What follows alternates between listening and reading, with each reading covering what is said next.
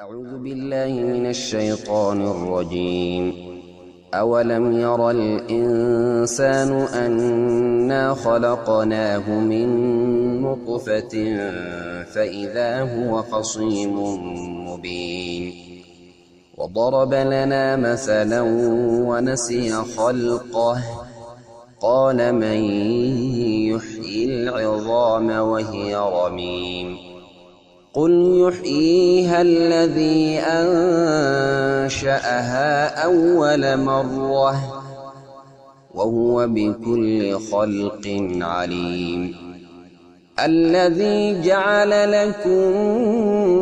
من الشجر الأخضر نارا فإذا أنتم منه توقدون أوليس الذي خلق السماوات والأرض بقادر على أن يخلق مثلهم بلى وهو الخلاق العليم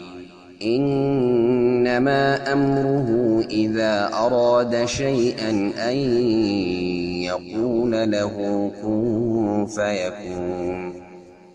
فسبحان الذي بيده ملكوت كل شيء وإليه ترجعون.